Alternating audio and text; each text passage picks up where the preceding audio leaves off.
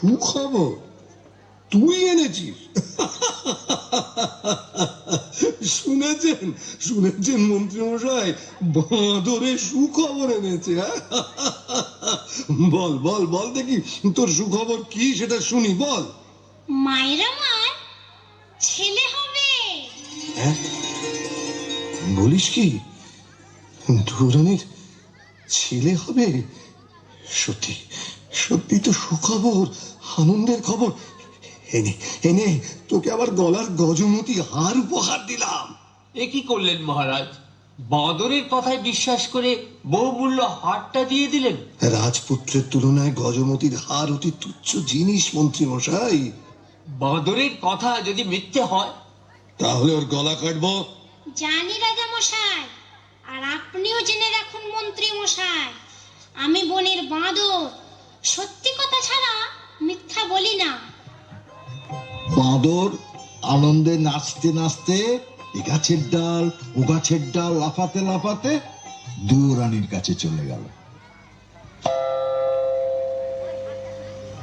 বাছা সকাল থেকে যে কোথায় গেল? মা, হয়তো। মা, এই তো আমি এসে গেছি। হ্যাঁ রে, কোথায় ছিলি বাছা? এই দেখ তোর জন্য কি এনেছি। তুই রাজা রানী, গলায় দিতে হার পাসনে, কাঠের মালা পরে থাকিস। এই নে হার পর। হ্যাঁ রে, এই হার তুই কোথায় পেলি? এই যে রাজার গলার গজমতির হার। আমি যখন রানী ছিলাম তখন রাজার জন্য গেঁথেছিল। এই হার কোথায় পেলি বাবা? বল, হ্যাঁ রে, কোথায় পেলি? আরে রাজা কি এ হার ফেলে দিয়েছেন? রাজপথে কি কুড়িয়ে পেয়েছিস বাবা? না মা, কুড়িয়ে পাইনি। তবে তবে কি তুই চুরি করেছিস? ছি মা, চুরি করব কেন? চুরি করা মহাপাপ। আজ রাজাকে একটা সুখবর দিয়েছি, তাই রাজা খুশি হয়ে আমাকে এই হারটা দিয়েছে। তুই কি এমন সুখের সন্ধান পেলি যে রাত না পোয়াতে রাজবাড়িতে ছুটে গিয়ে রাজাকে সুখবর দিয়ে এলি? কাল রাতে আমি একটা সুন্দর স্বপ্ন দেখেছি। স্বপ্ন? হ্যাঁ মা, আমি স্বপ্ন দেখেছি আমার একটা ভাই হয়েছে, তোর কোলে খোকা এসেছে, সেই খোকা রাজ সিংহাসনে বসেছে। তাই ছোট্ট রাজাকে খবরটা দিতে গিয়েছে। তুই তুই কি করেছিস? রাজা আজ শুনলেন ছেলে হবে, কাল জানবেন মিথ্যে কথা। আজ রাজা গলার হার দিয়েছেন, কাল রাজা গলা কাটবেন। তুই তুই এ কি করলি? হায় হায় হায়, তুই এ কি করলি বাছা? তুই ভয় পাচ্ছিস কেন মা? সবাই জানো বড় রানীর ছেলে হবে। আর রাজা যখন ছেলে দেখতে চাইবেন তখন তোর কোলে সোনার চাঁদ ছেলে এনে দেব, তুই রাজাকে দেখাস। এখন খেতে দিবি চল। দুরানি বাঁদরকে ভাঙা পিঁড়িতে খাওয়াতে বসালেন, আর এদিকে রাজা মশাই গেলেন সুয়োরানীকে সুখবরটা দিতে। শুনেছ শুনেছ ছোট রানী, বড় রানীর ছেলে হবে। বড্ড ভাবনা ছিল সিংহাসনে কাকে বসাবো। যাক, এতদিনে সে ভাবনা আমার দূর হলো। জানো ছোট রানী, যদি ছেলে হয় না তাকে তাকে রাজা করব, আর যদি মেয়ে হয় তো মেয়ের বিয়ে দিয়ে জামাইকে রাজ্য দেব। ভালো হবে না ছোট রানী? রাখো সব বাজে কথা। আমি নিজের জ্বালায় বাঁচি নে, তার উপর পরের ভাবনা। সে কি রানী, সুখের দিনে এমন কথা বলতে হয়? রাজবাড়িতে সবার মুখে হাসি, আর তোমার মুখে শুধু। কার ছেলে রাজা হবে, কার জামাই রাজ্য পাবে, তার সঙ্গে আমার কি লাভ? কার ছেলে হলো আর কার ছেলে মলো, ছোট রানী, তাতে আমার কি যায় আসে? ছোট রানী, ছোট রানী, শোনো শোনো। ছোট রানী গোসা ঘরে গিয়ে দৌড় দিল। রাজার বড় দুঃখ হলো। সুয়োরানী রাজার ছেলেকে মর বলল। কেউ কারোর সাথে কথা বলেন না, কেউ কারোর মুখও দেখেননি। এমনি করে 1 মাস গেল, 2 মাস গেল, 3 মাস গিয়ে 4 মাসে পড়লো। 5 মাসে বাঁদর আবার রাজার সঙ্গে দেখা করতে গেল। নাম হই রাজা মশাই। কি খবর রে বাঁদর? কি রে, কি হয়েছে? চুপ করে আছিস কেন? মায়ের বড় কষ্ট, বড় দুঃখ রাজা মশাই। মা আমার না খেয়ে খেয়ে উপোস করে কাহিল। কেন কি হয়েছে? মোটা চালের ভাত মায়ের আমার মুখে রোচে না। সে কি? এসব কথা তো আমি জানি না। মন্ত্রী মশাই, বলুন মহারাজ। এক্ষুনি এক্ষুনি সরু চালের ভাত 50 ব্যঞ্জন সোনার থালায় সোনার বাটিতে বড় রানীকে পাঠিয়ে দেবার ব্যবস্থা করুন। যে আজ্ঞে মহারাজ। আরো আরো শুনে রাখুন, আজ থেকে আমি যা খাবো বড় রানীও তাই খাবেন, এই আদেশ। তাই হবে, আপনার আদেশ মতোই কাজ হবে মহারাজ। খুব ভালো হলো রাজামশাই, খুব ভালো হলো। অনেকদিন পর মা আমার দুটো ভাত খেতে পাবে। মন্ত্রী মশাই, এ বাঁদরকে 1000 মোহর দিয়ে দিন।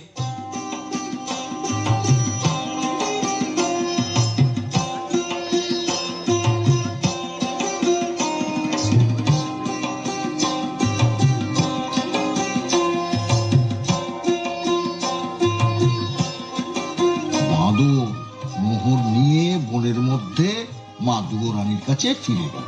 আরে আজ আবার কোথায় গিয়েছিলে? এত বেলা হলো, নাইতে যেতে পারলুম না। আরে রাঁধবো কখন, খাবি কখন? আজ আর তোকে রাখতে হবে না মা। না খেয়ে থাকবি নাকি বাছা? না মা, আমি সব ব্যবস্থা করে এসেছি। হ্যাঁ, রাজবাড়ি থেকে সোনার থালায় সরু চালের ভাত, সোনার বাটিতে 50 ব্যঞ্জন আসছে তোর জন্য। আমার জন্য? আজ আবার কি অঘটন ঘটালি? আরে বাছা, আমার ভয় করছে।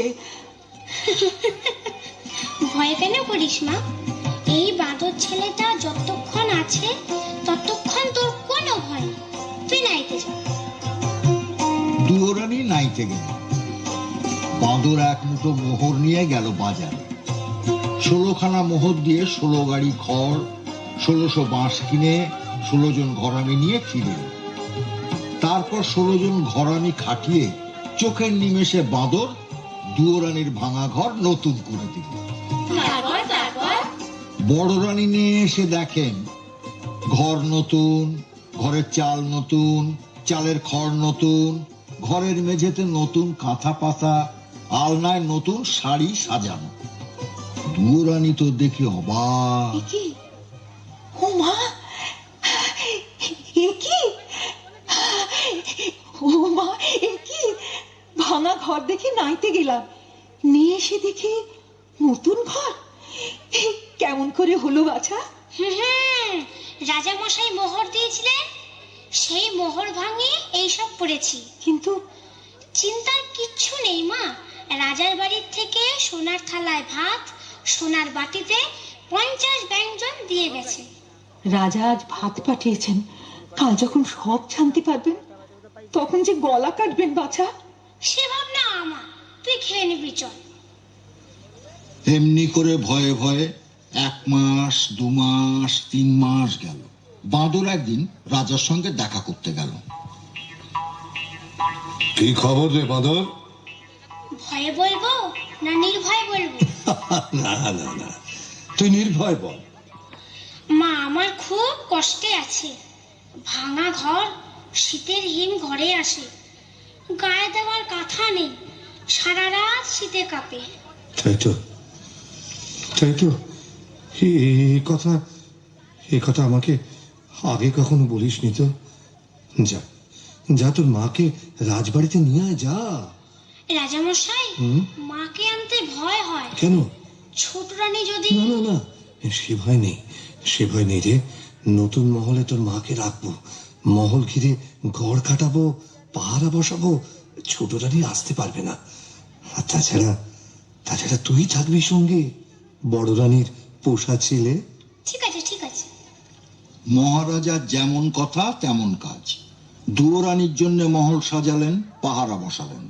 দুয়োরানী ভাঙা ঘর ছেড়ে, ছেঁড়া কাঁথা ছেড়ে নতুন মহলে এসে উঠলেন। নতুন মহলে দুয়োরানী এসেছেন শুনে রাগে ছোট রানীর সর্বাঙ্গ জ্বলে উঠল। দিনে খাওয়া নেই, রাতে ঘুম নেই। ছোট রানী ছটফট করতে লাগলেন, কি করে বড় রানীকে জব্দ করা যায়। ভাবতে ভাবতে ভাবতে ভাবতে ছোট রানীর মনে পড়লো প্রাণের সই ব্রাহ্মণীর কথা। ব্রাহ্মণী হলো ডাকিনী, অন্যের ক্ষতি করে বেড়ানোই তার কাজ। খবর পেয়েই ডাকিনী ব্রাহ্মণী ছুটে এলো ছোট রানী সুয়োরানীর কাছে। দেখেছ কেন সই?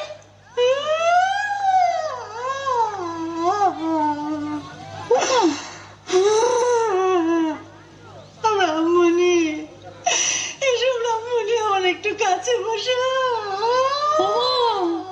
কি হয়েছে?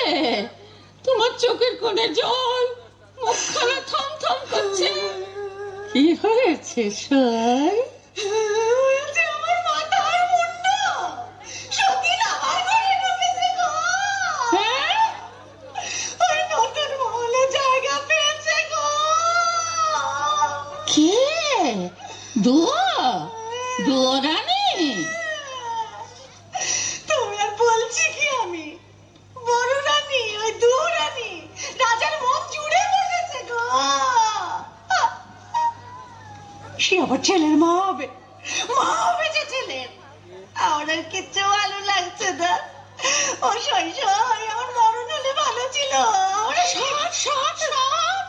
ও কথা মুখে আনতে আছে? মরণ হলে তোমার শত্রুর হোক, তোমার সতীনের হোক, তুমি যেমন আছো তেমনি আদরের ছোট রানী হয়েই থাকবে। ওর মোহ, ওর সদ আমি ঘোচাবো। পৃথিবী থেকে ওকে আমি সরিয়ে দেব। পারবে? পারবে তুমি? সই পারবে? আরে তাই যদি না পারবো তবে তোমার সঙ্গে সই পাতিয়েছি কেন? জয় মামসা, জয় মামসা, আমার মনের বাসনা পূর্ণ করিস মা। সবাই ঘুমিয়ে আছে, যাই জঙ্গলে যাই।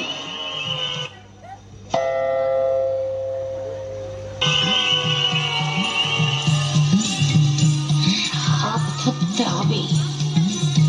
বিষ, বিষ চাই, বিষ।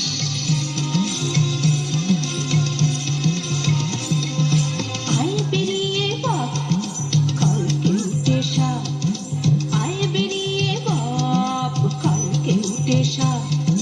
শঙ্খ চূড় দুধ গোখর মাথায় খড়ম ছাপ। মা মনসার চেলা, নয় কুহেলা ফেলা। মা মনসার চেলা, নয় কুহেলা ফেলা। ঘর থেকে আয় বেরিয়ে খাওয়াবো দুধ কলা।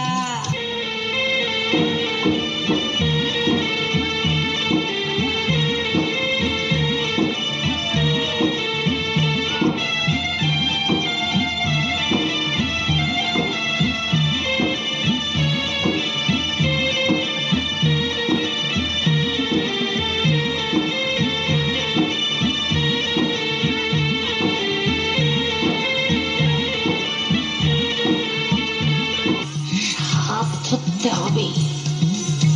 বিষ, বিষ চাই, বিষ।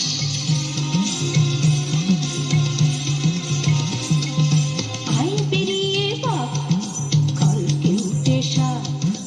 আয় বেরিয়ে বাপ, কালকে উঠে সাপ। শঙ্খ চূড় দুধ গোখর মাথায় খড়ম ছাপ। মা মনসার চেলা, নয় কুহেলা ফেলা।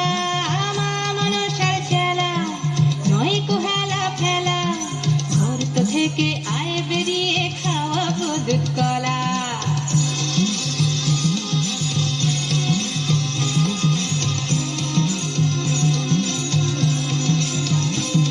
এই আমার শৈশব, তারে জ্বালায় মহারাজার বড় রানী দুয়ো। আমার শৈশব, তারে জ্বালায় মহারাজার বড় রানী দুয়ো। মুখের থেকে বিষ একটু যদি দিস, মুখের থেকে বিষ একটু যদি দিস। নাড়ুর সাথে খাইয়ে দেব সাঙ্গ ইহলীলা।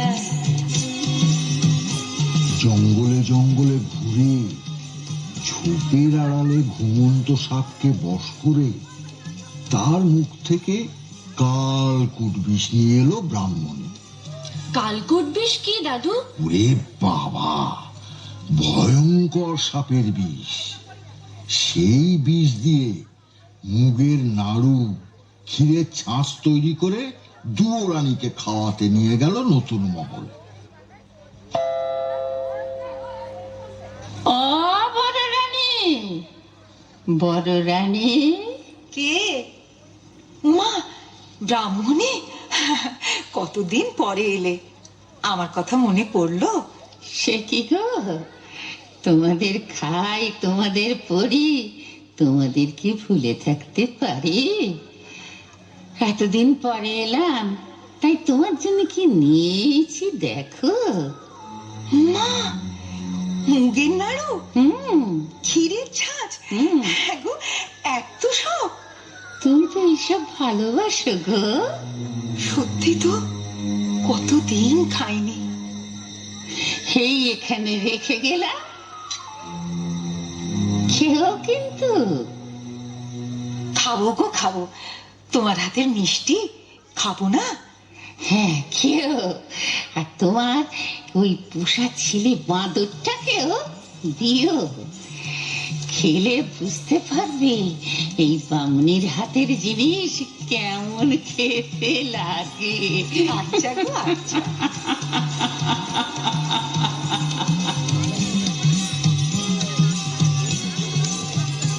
ব্রাহ্মণী চলে যেতেই বড় রানী ক্ষীরের ছাঁচ ভেঙে খেলেন। কোনটা আগে খাই, মুগের নাড়ু না ক্ষীরের ছাঁচ? বাছা যে কোথায় গেল। না না, মুগের নাড়ুটাই আগে খাই।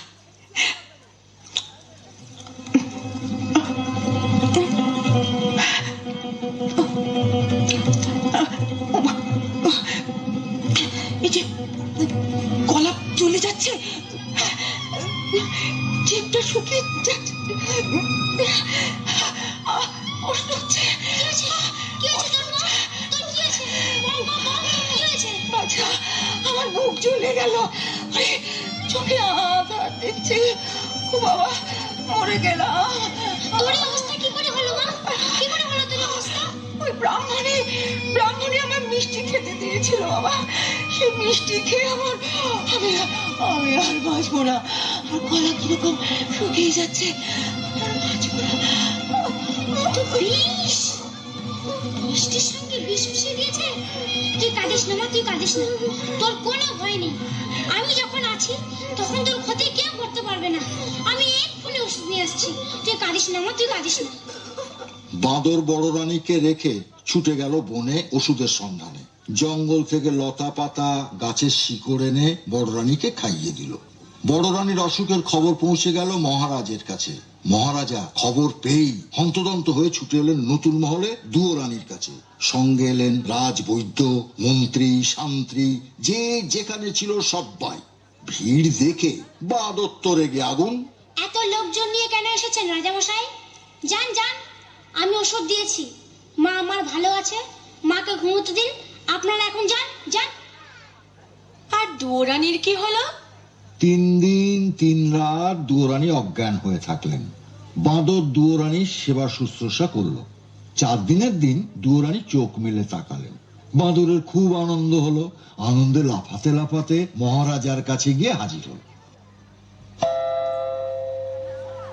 পেন্নাম হয় রাজামশাই। কিরে, তোর মায়ের কি খবর? মা ভালো আছে। যাক, বাঁচা গেল, খুব চিন্তায় ছিলাম। মন্ত্রীমশাই, বাঁদরকে মোহর দিয়ে পুরস্কৃত করুন। না মহারাজ, পুরস্কার আমি নেব না। মার শিব সন্তান করেছে, তার জন্য পুরস্কার কিসে? বাহ বাহ বাহ বাবা, বেশ বলেছিস। শুনে শুনে খুব খুশি হলাম। তাহলে আমার কাছে তুই আর কি চাস বল? পুরস্কারের বদলে আপনার কাছে বিচার চাই। বিচার? কিসের বিচার? কার বিচার? আমার মাকে যে বিষ খাইয়েছিল, যার পরামর্শে বিষ খাওয়ানো হয়েছিল, তাদের বিচার। বামনি আর আপনার ছোট রানী সুরানীর বিচার। ঠিক বলেছিস, ঠিক বলেছিস। ওদের উপযুক্ত শাস্তি দেব আমি। মন্ত্রীমশাই, আদেশ করুন মহারাজ। মন্ত্রীমশাই, ছোট রানীকে বন্দিশালায় বন্দি করে রাখুন। আর ওই ডাকিনী ব্রাহ্মণীর মাথা মুড়িয়ে ঘোল ঢেলে উল্টো গাধার পিঠে চড়িয়ে দেশ থেকে বার করে দিন। যে আজ্ঞে মহারাজ। কিরে, এবার তুই খুশি তো? খুব খুশি হয়েছি রাজামশাই, খুব খুশি হয়েছি। আপনার জন্যও আর একটা খুশির খবর এনেছি। খুশির খবর? কি বলবি বল। মায়ের আমার ছেলে হয়েছে। ছেলে হয়েছে? হ্যাঁ, রাজ চক্রবর্তী ছেলে। ও, চল চল, বড় রানী আর তার ছেলেকে দেখে আসি, চল। না না রাজামশাই, তা হবে না। কেন? গণনা করে দেখেছি, এখন ছেলের মুখ দেখলে আপনার চোখ বন্ধ হয়ে যাবে। সে যায় যাবে। তা হয় না রাজামশাই, তা হয় না। আগে ছেলের বিয়ে দিন, তারপর ছেলের মুখ দেখবেন। ছেলের বিয়ে? সে তো অনেক দেরি। 10 বছর। 10 বছর? বেশ, তাই হবে, তুই যখন বলছিস। মন্ত্রীমশাই, বলুন মহারাজ। মন্ত্রীমশাই, আজ বড় শুভ দিন। এতদিন পরে ছেলে পেয়েছি। পথে পথে আলো জ্বালান, বাজি পোড়ান, রাজ্য জুড়ে আনন্দ করার হুকুম দিন। আপনার আদেশ মতোই কাজ হবে মহারাজ। দেখতে দেখতে 10 বছর পূর্ণ হলো। একদিন রাজা বাঁদরকে ডেকে বললেন, আরে, 10 বছর তো পূর্ণ হলো, তো এবার ছেলে দেখা। আগে ছেলের জন্য মেয়ে দেখুন, ছেলের বিয়ে দিন, তারপর ছেলের মুখ দেখবেন। পাত্রীর খোঁজে মহারাজা দেশ বিদেশে লোক পাঠালেন। কত দেশের কত রাজকন্যার সন্ধান এলো, রাজার একজনকেও পছন্দ হলো না। শেষে পাটলি রাজ্যের রাজকুমারীকে দেখে রাজার খুব পছন্দ হলো। আর পছন্দ হওয়ার মতোই তো রাজকুমারী, যেমন সোনার মতো গায়ের রং, ধনুকের মতো বাঁকানো জোড়া ভুরু, চোখ দুটো টানা টানা, মাথার চুল এলিয়ে দিলে পায়ে এসে পড়ে। রাজা বাঁদরকে ডেকে বললেন, শোন শোন, আমার পাত্রী পছন্দ হয়েছে। কাল শুভ লগ্ন আছে, কালই আমি ছেলের বিয়ে দেবো। ঠিক আছে, কালই রাজকুমারের বিয়ে হবে। রাজামশাই, আপনার সেই কথাটা মনে আছে তো? কোন কথা? বিয়ের আগে ছেলের মুখ দেখলে অন্ধ হয়ে যাবেন। হ্যাঁ, খুব মনে আছে। আপনি আজই বেয়াই বাড়ি পাটলিতে চলে যান, আমরা কাল বর নিয়ে যাব। কাল সন্ধেবেলায় বরের জন্য পালকি পাঠিয়ে দেবেন। তো দেখিস বাবু, 10 বছর তোর কথা শুনেছি। কাল ছেলে না দেখালে কিন্তু অনর্থ করব বলে দিলুম। রাজামশাই, সেই ভাবনা আমার। বাঁদর ভাবতে ভাবতে নতুন মহলে দুয়োরানীর কাছে গেল। দুয়োরানী সব শুনে কাঁদতে লাগলেন। ছেলে কোথায় পাবেন যে ছেলের বিয়ে দেবেন? তুই তুই এ কি করলি বাছা? ছেলে কোথায় পাবো যে ছেলের বিয়ে দেব? ভয় আমার শরীর হিম হয়ে আসছে, পা থরথর করে কাঁপছে। ভয় কেন করিস মা, আমি তো আছি। চেলির জোড়ান, মাথার টোপরান, ক্ষীরের ছেলে গড়ে দে, বর সাজিয়ে বিয়ে দিতে নিয়ে যাই। হ্যাঁ রে, তোর কি প্রাণে ভয় নেই? কোন সাহসে ক্ষীরের পুতুল বর সাজিয়ে বিয়ে দিতে নিয়ে যাবি? রাজা যদি ছল চাতুরি ধরতে পারেন, তোরও কর্তান যাবে, আমারও কর্তান যাবে। ওসবে আর কাজ নেই বাছা। তুই রাজাকে ডাক, আমি সব কথা খুলে বলি, তারপর যা হয় হবে। রাজামশাইকে কোথায় পাবো? 2 দিনের পথ খোড়ের বাড়ি, তিনি সেখানে চলে গেছেন। মা, তুই ভাবিস না, মা ষষ্ঠীর যদি দয়া হয় তো ক্ষীরের পুতুলের বদলে তুই সত্যিকারের ছেলে বলে পাবে। কাঁদিস না মা, কাঁদিস না, ক্ষীরের ছেলে সাজিয়ে দে। দুয়োরানী ক্ষীরের ছেলে গড়লেন, তাকে চেলির জোড় পরালেন, জরির জুতো পরালেন, সোনার টোপর পরালেন।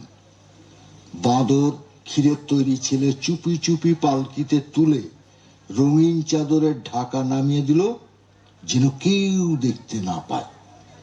16 জন কাহার বরের পালকি কাঁধে তুলল। বাঁদর মাথায় পাগড়ি বেঁধে কোমরে চাদর জড়িয়ে, নিশান উড়িয়ে, মন্ত্রী শান্ত্রী লোকলস্কর সিপাহী বরকন্দাজ নিয়ে ক্ষীরের পুতুলের বিয়ে দিতে রওনা হলো।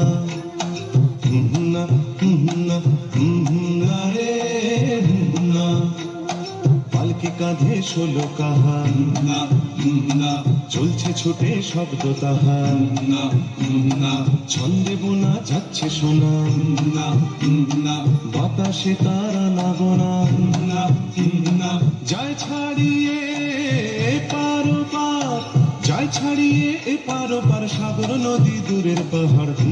না রে না, না রে না, না না, না রে না, না না, না রে না।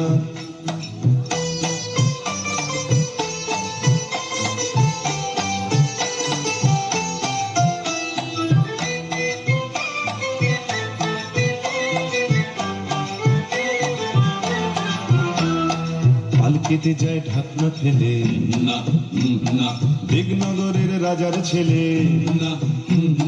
পালকিতে যায় ঢাকনা ফেলে, দিগনগরের রাজার ছেলে। লোক লস্কর শান্তি সিপাই, ঘোড়া চেপে মন্ত্রী মশাই। ছোট্ট বাঁদর কর্তা সেজে চলছে আগে হোশ মেজাজে। ছোট্ট বাঁদর কর্তা সেজে চলছে আগে হোশ মেজাজে। না রে না, না রে না, পাগড়ি বেঁধে মাথায় তাহার, পাগড়ি বেঁধে মাথায় তাহার, লম্বা লাঠি হাতের বাহার। না রে না, না রে না, না না, না রে না, না না, না রে না।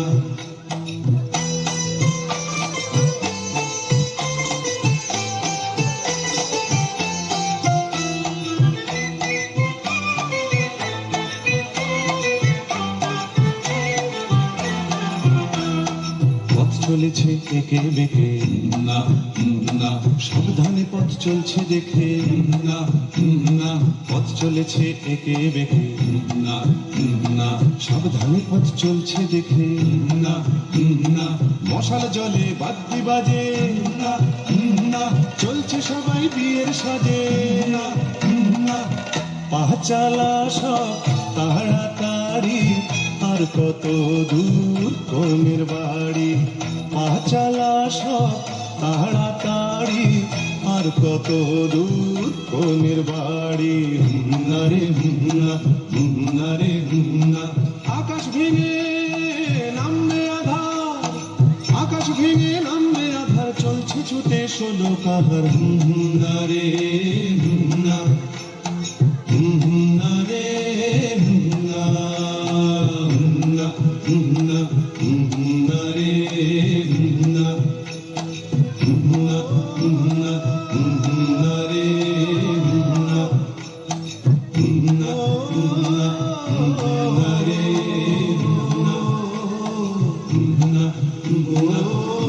না রে না। দাদু তারপর কি হলো? তারপর সারা রাত বাজনা বাজিয়ে আলো জ্বালিয়ে বর্ষে থামলো দিগনগর রাজ্যের শেষ সীমা এক দিঘির পাড়ে।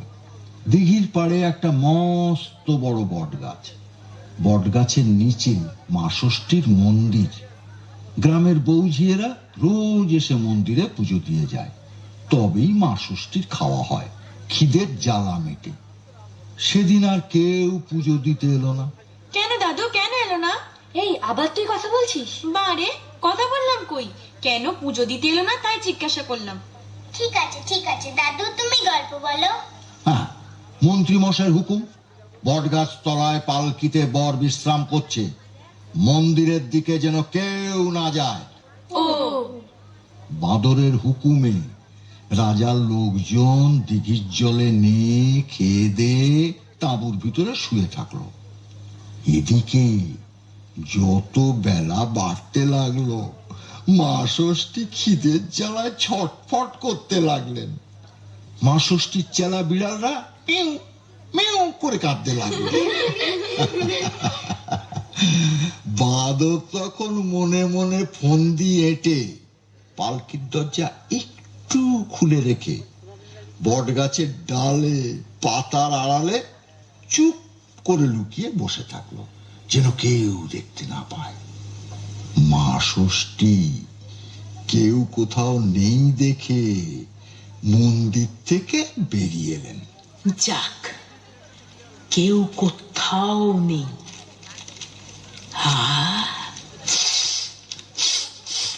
কি সুন্দর ক্ষীরের গন্ধ, কিন্তু কেউ তো আজ নৈবেদ্য দিতে আসেনি। তবে ক্ষীরের গন্ধ কোথা থেকে আসছে? হ্যাঁ, ওই তো ওখানে একটা পালকি। দেখি দেখি পালকির মধ্যে কি আছে দেখি। উমা, এই যে ক্ষীরের পুতুল বর সাজিয়ে বসিয়ে রেখেছে। বড্ড খিদে পেয়েছি, আর আমি সহ্য করতে পারছি না। এবার খাই, একে খাই। ও বাবা, না না, দিঘির পাড়ে লোকগুলো জেগে বসে আছে, আগে ওদের ঘুম পাড়ায়, তারপর খাবো। সত্যিই তো, রাজার মন্ত্রী, লোক লস্কর, শান্ত্রী, সেপাই, বরযাত্রীর দল যদি দেখতে পায়, ভাববে মা ষষ্ঠী কি লোভী, চুরি করে খাচ্ছেন। না না, তা হয় না, তা হয় না। তাই মা ষষ্ঠী মনে মনে ঘুমের দেশের দুই বোন ঘুমপাড়ানি মাসি পিসিকে স্মরণ করলেন, আর অমনি ঘুমের দেশ থেকে ঘুমপাড়ানি মাসি পিসি ছুটে এলো। মা ষষ্ঠী ডাকছো কেন ভাই? দিন দুপুরে দিকনগরে ছুটে এলাম তাই। সূর্যি ঠাকুর মাথার ওপর উঠছে মাটি তেতে, সকাল গিয়ে দুপুর হলো, ভোগ পাইনি খেতে। ওই শোনো ভাই, বিড়ালগুলো কাঁদছে অনর্গল। কি আর খেতে দেব বাছা, কোথায় পাবো বল? কেন কেন? বৌঝিরা নেই কি তোমার দেশে? রাজার ছেলে বিয়ে করতে যাচ্ছে বরের বেশে, লোক লস্কর, শান্তি, সেপাই কাঁপছে ভয়ে বুক। বুঝলে না ভাই, দেখে সবার শুকিয়ে গেছে মুখ। কেমন করে বৌঝিরা মন্দিরেতে আসে? ওই দেখো সব শুয়ে আছে দিঘির পাড়ে ঘাসে। ঘুম পাড়িয়ে দে না ওদের, ঘুমের মাসি পিসি। পালকি থেকে ক্ষীরের পুতুল আমি খেয়ে আসি।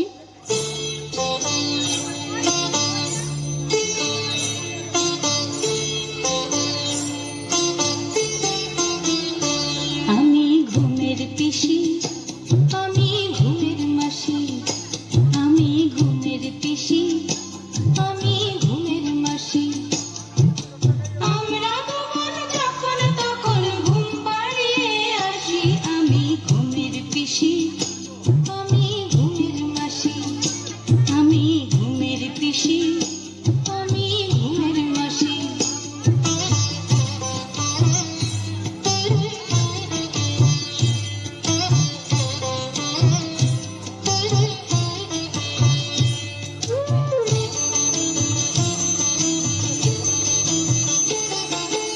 আইরে বাতাস, ঘুমের বাতাস, নিঝুম দুপুরে ঘুম নেমে আয়, চুন দিয়ে যা চোখের পাতা জুড়ে।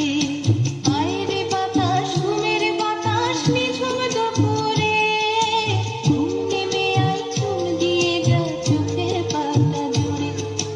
মন্ত্রী ঘুমোয়, শান্তি ঘুমোয়, ঘুমোলো দাস দাসী। আমি ঘুমের পিসি, আমি ঘুমের মাসি, আমি ঘুমের পিসি, আমি ঘুমের মাসি, আমি ঘুমের পিসি, আমি ঘুমের মাসি।